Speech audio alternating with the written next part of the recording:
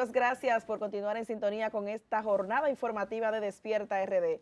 Momento de nuestra entrevista y hoy recibimos a una persona con la que vamos a hablar de salud, de política y de mucho más. Se trata de Chanel Rosa Chupani, precandidato a diputado por el Partido de la Liberación Dominicana y ex director del Servicio Nacional de Salud. Bienvenido a Despierta. Buenos días, buenos días a ustedes.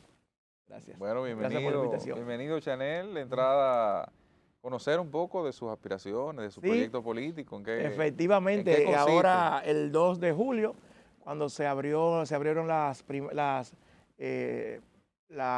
campaña, de acuerdo a la disposición de la Junta Central Electoral, nosotros nos inscribimos como precandidato a diputado por la circunscripción 1 del Distrito Nacional, esperando.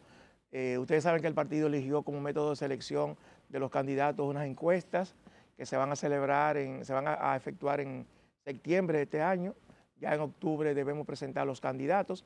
Hay alrededor de 11 precandidatos inscritos, de esos se van a escoger 6 candidatos y esperamos ser favorecidos por la población que reside en esta circunscripción 1 del Distrito Nacional. ¿Le gusta la metodología de las encuestas o hubiese preferido las primarias? No, bueno, a mí me gusta la metodología de encuesta, porque la primaria muchas veces favorece a las personas que tienen mayores recursos. Ustedes saben cómo la política dominicana se ha comportado en los últimos años, en las últimas décadas, vamos a decir, donde muchas veces en la primaria se imponen las personas que tienen más recursos. Por lo tanto, aquellos que no tenemos los recursos suficientes, no hay duda que conviene el método de encuesta.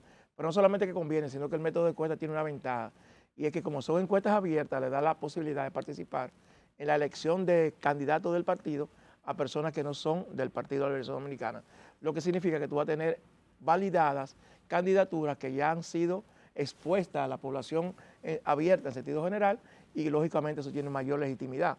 Desde ese punto de vista, yo creo también que es importante el método de encuesta, pero reitero, por ese tema, porque permite a la población general, a la población abierta, participar en la selección de los candidatos. ¿Y por qué decide usted aspirar a esta posición? Sí. Y sobre todo, ¿cuál sería su Mira, propuesta para atraer el público? Hace algún tiempo, como ya yo he dicho en algunas ocasiones, a mí me habían propuesto la posibilidad de ir al Congreso. Recuerdo que en el 2020 esa fue una posibilidad. En principio se habló de la posibilidad de ir en la provincia de Duarte, que es mi provincia, pero yo consideré ese momento que no era un momento adecuado. Sin embargo, ustedes saben que yo en el 2020 renuncié del Servicio Nacional de Salud, cargo que todavía me quedaban 2 años pendientes. Exacto. Hay que aclarar eso porque el Servicio Nacional de Salud es una posición para que se dura 5 años, me parece. 4 años. Por ley. Pero yo tenía 2 exacto. años, me quedaban 2 años no todavía. No se quita por decreto. Exacto. Entonces, pensé en este momento y debido a muchas personas que de verdad me han hablado la posibilidad, después yo tener 30 años en el Poder Ejecutivo, ejerciendo diferentes funciones, pasar a otro ámbito de la vida pública, que como es el Congreso, porque el Congreso nuestro, nosotros hemos tenido quejas permanentes de nuestro Congreso, y yo creo que ahora es el momento de que esas quejas que por años hemos expresado, tener la posibilidad de cambiarla, de cualificar el Congreso, de llevar a gente que de alguna u otra forma hemos manejado temas importantes. En el Congreso está pendiente la reforma de la Ley de Seguridad Social, que ustedes saben que es un tema que a mí me apasiona y de la cual yo tengo ciertos conocimientos. Viene por ahí una reforma del mercado laboral, tenemos una ley de agua que tiene más de 20 años discutiéndose en el Congreso, tenemos un código penal que no se aprueba igual con alrededor de 20 años también en el Congreso Nacional, y así un sinnúmero de iniciativas. Entonces yo consideré, reitero, importante poder participar desde otro ámbito que no sea el Poder Ejecutivo, participar en la vida pública nacional, contando con la experiencia que yo tengo en los cargos que he desempeñado en la vida pública en sentido general, y que yo entiendo que puedo aportar en esos temas, que es uno de los temas de las funciones del congresista, porque el congresista tiene 3 funciones: una es legislar, pero la otra es supervisar las acciones del Poder Ejecutivo, y lo otro también es representar. Entonces, representar a la población de cual es electo. Y todo eso en un ámbito que es importante. Yo creo que este país no vamos a salir adelante sin ese tipo de reformas si no llegamos a un gran consenso, a un gran diálogo nacional que permita sacar adelante esos temas que nos coloquen realmente en el siglo XXI. Y yo creo que tengo la suficiente capacidad de diálogo, de la posibilidad de conversar con diferentes sectores y que permita hacer esos aportes que antes había mencionado. Y a eso me atrevo a agregarle que, a pesar de que la población lo ha visto en el área del sector salud, usted es economista. Sí. Entonces hay muchas Y personas derecho y también derecho, eso iba a agregar ahora. Hay muchas personas quizás que desconocen esa área porque estamos acostumbrados. Exacto, estamos acostumbrados a verlo exactamente en el área de la salud. Mire, recientemente comentábamos, y bueno, el periódico Listín Diario trae hoy en portada un tema que a usted le tocó en alguna medida cuando estaba al frente del Servicio Nacional de Salud, y es el tema de las parturientas haitianas. Pero no me quisiera solo enfocar en las cifras que ofrece hoy el periódico Listín Diario, donde habla de un 35% de las parturientas a nivel general y un 58% en el caso de la maternidad de los MINA, sino en unas declaraciones que ofrece el ministro de Salud, donde dice que es probable que las dominicanas, de seguir el ritmo de crecimiento de embarazadas haitianas en República Dominicana, parturientas, que las dominicanas tengan que irse al sector privado a dar a luz. ¿Cómo usted analiza eso? ¿Cómo lo ve Lo primero usted? es, miren, ciertamente muchas de las camas de los hospitales nuestros están ocupadas por mujeres que vienen, haitianas, que son dos grupos. Están las que vienen de Haití, que de hecho se ha dicho que hay un negocio detrás de eso, y también las que viven en el país. O sea, son mujeres que son las esposas, las compañeras de los trabajadores de la construcción, del sector turismo, etcétera. O sea, a ver, yo recuerdo que una vez nosotros hicimos un trabajo en el sector salud y 74% de las parturientas haitianas tenían 4 prechequeos, o sea, que tenían ya, se atendían en la República, o sea, tenían por lo menos más de 4 meses residiendo en el país, por lo menos. Ese es un tema. Y yo siempre dije, mire, el sector salud, y lo reitero ahora, no puede hacer un papel migratorio. Eso es una responsabilidad de la Dirección de Migración, que debe impedir que eso ocurra, porque ya que una persona esté en el hospital, el deber del hospital es atenderlo. Ahora, yo me quiero referir a las declaraciones del ministro de Salud Pública.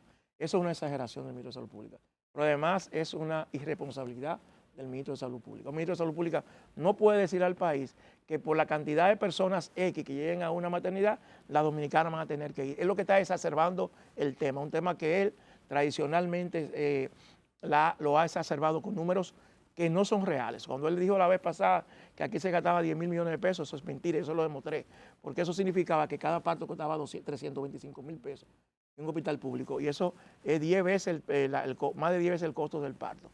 Entonces tú no le puedes decir a la población dominicana que si sigue llegando población haitiana, van a tener las mujeres, porque también es una responsabilidad, sobre todo una responsabilidad del sector salud dominicano atender a la población dominicana. Entonces tú no puedes decir a la gente que no puede pagar un copago en una clínica privada que si sigue llegando población haitiana van a tener que irse a la... Pero eso no lo puede hacer un ministro de salud. Eso a mí me pareció, cuando yo leí esa información, me pareció insólito que un ministro de salud diga eso, que en la población dominicana, las mujeres dominicanas van a tener que irse al sector privado porque el sector público no lo va a atender. Pero cuando él plantea eso, Chanel, además del tema de el falso dato, vamos a decir así, Claro. hay un tema y es que no se deja ver, aunque usted dice que en el sector salud no hay tema migratorio, pero no se deja ver que la dominicana es la que tiene prácticamente que sacrificarse en caso de para ir al sector privado. Claro que no puede ser.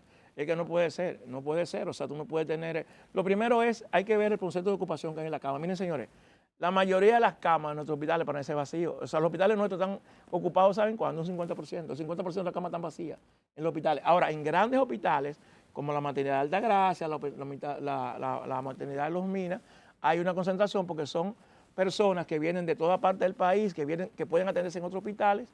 Hablo de población dominicana y población migrante. O sea, lo que hay que ver, qué posibilidades hay de que muchas de esa gente, de esas mujeres que pueden parir ahí, puedan parir en otros hospitales.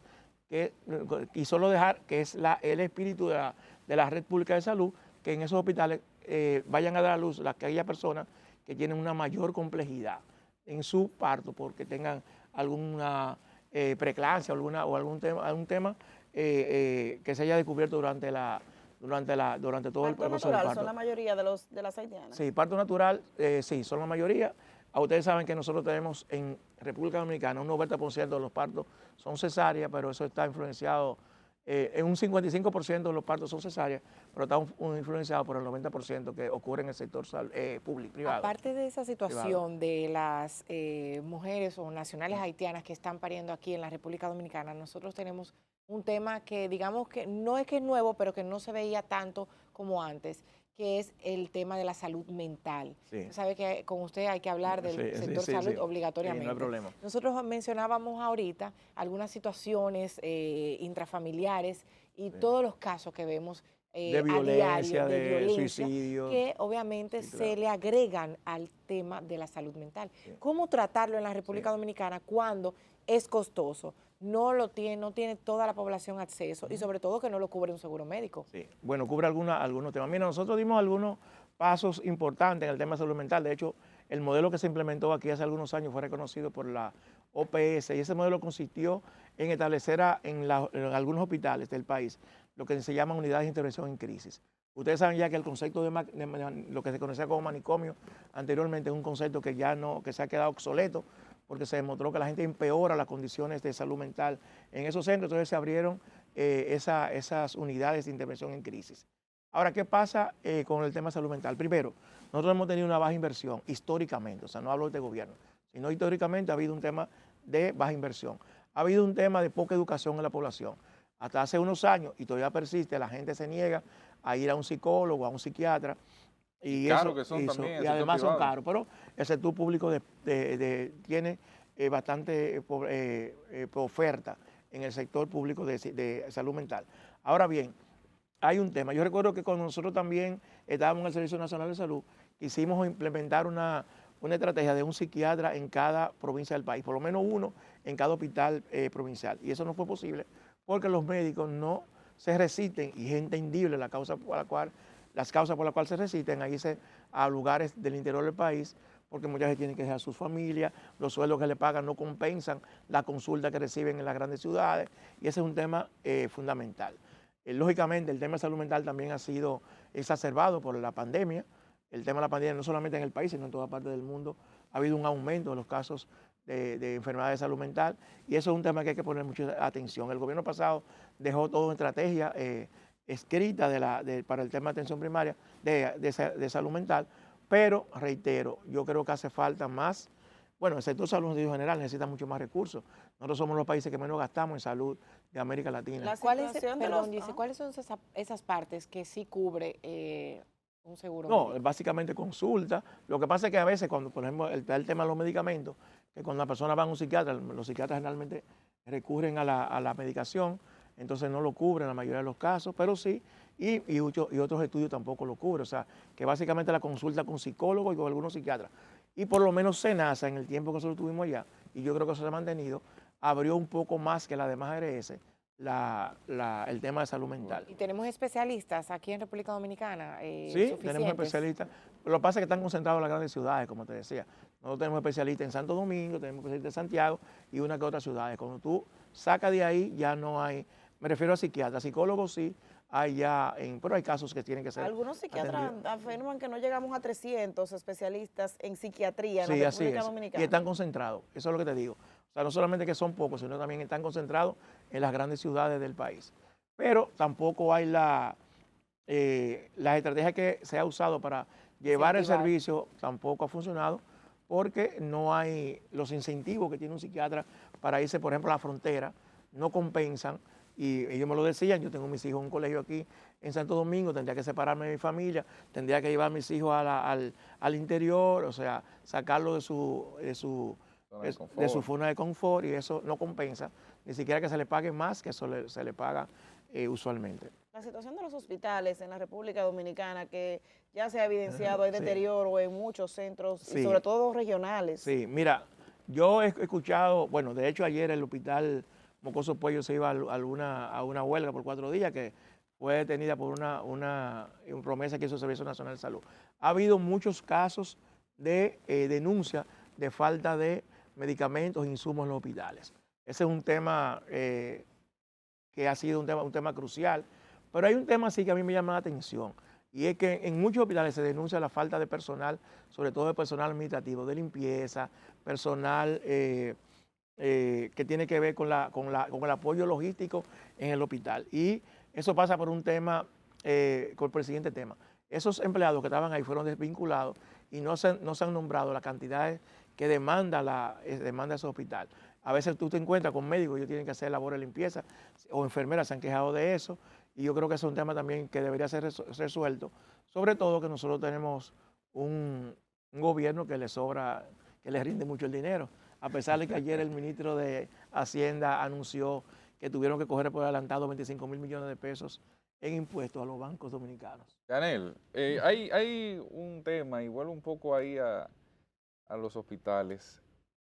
¿Qué es lo que pasa? Porque uno se va, por ejemplo, al hospital de Herrera, el Marcelino Vélez, y uno ve todos los santos días una fila de todo el tamaño de gente esperando consultas. Sí. O sea, los doctores que tratan a los pacientes de un consultorio no dan abasto. Sí. Pero eso se replica prácticamente en todo el país.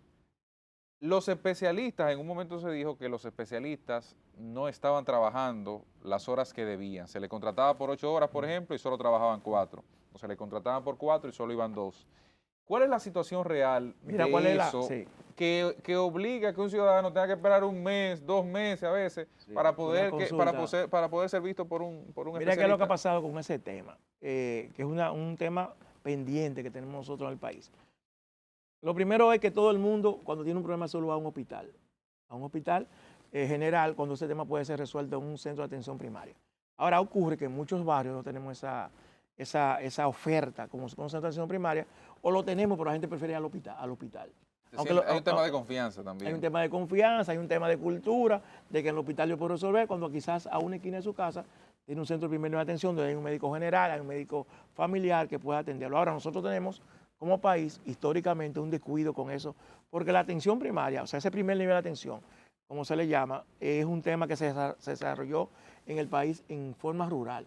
Ustedes recuerdan que se hablaba mucho de las clínicas rurales, se le quedó ese nombre, y las grandes ciudades han quedado desprovistos de ese servicio, en muchas partes. Cuando se intentó hacerlo, entonces surgió un problema, que fue la espiral inflacionaria en el sector, de bienes raíces. O sea, tú querías hacer una clínica en un barrio de la capital y por un solar te pedían 3 veces quizás el costo, o por una vivienda que había que remodelarla, y eso lógicamente que ha detenido ese problema. Pero es un caso fundamental.